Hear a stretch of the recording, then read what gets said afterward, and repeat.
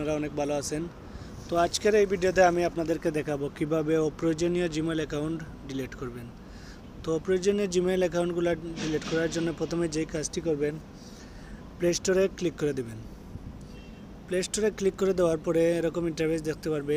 এখানে log in করা থাকবে, জিমেইলের লোগোটা দেখা যাবে, লোগোতে ক্লিক করে দেবেন।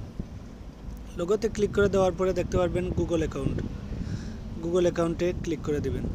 দেওয়ার পরে এরকম একটু লোড নেবে।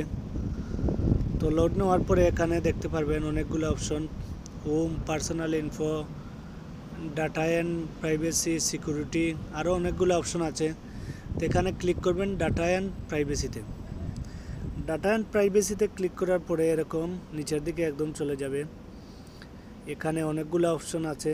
তো আপনি যদি ডিলিট করতে চান গুগল অ্যাকাউন্ট, তাহলে একটু বুঝে শুনে করবেন।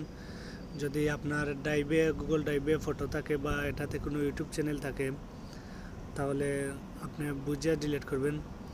তো এখানে দেখতে পাচ্ছেন যদি ইউটিউব চ্যানেল থাকে এখানে দেখাবে।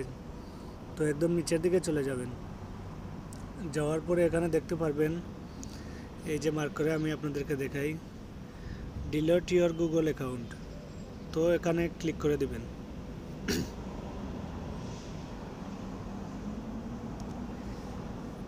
ক্লিক করে দেওয়ার পরে দেখতে পারবেন এরকম একটি ইন্টারফেস চলে আসবো।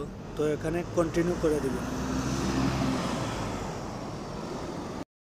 কন্টিনিউতে ক্লিক করে দেওয়ার পরে দেখতে পাচ্ছেন আমার মোবাইল ফোনের যে লক আছে, এখানে লকটা বলতেছে আনলক করে দেওয়ার জন্য। তো আমি ফিঙ্গার দিয়ে আনলক করে দিলাম।